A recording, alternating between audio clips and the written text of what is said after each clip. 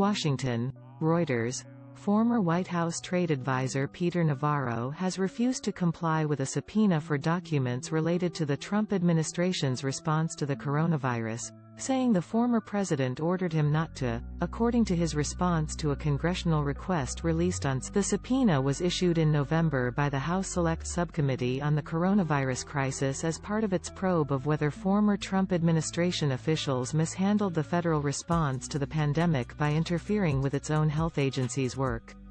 Nearly 800,000 people have died in the United States from the pandemic. Navarro, a Republican, also served as one of former President Donald Trump's pandemic response advisors and was responsible for procurement in the coronavirus response, among other things.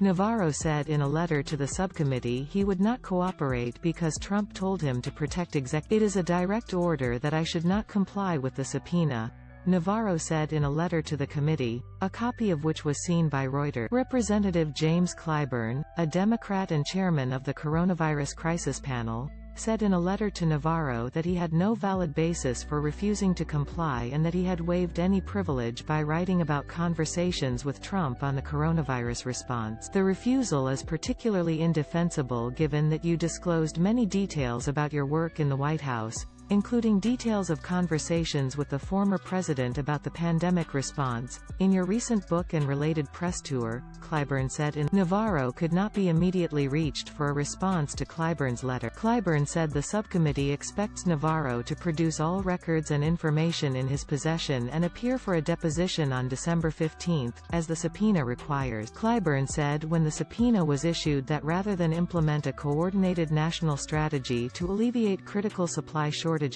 Mr. Navarro and other Trump administration officials pushed responsibility to the states and pursued a haphazard and ineffective approach to procurement, contributing to severe shortages of critically needed supplies and putting American lives. Reporting by Valerie Volkovici and Timothy Gardner, editing by Dan Grebler.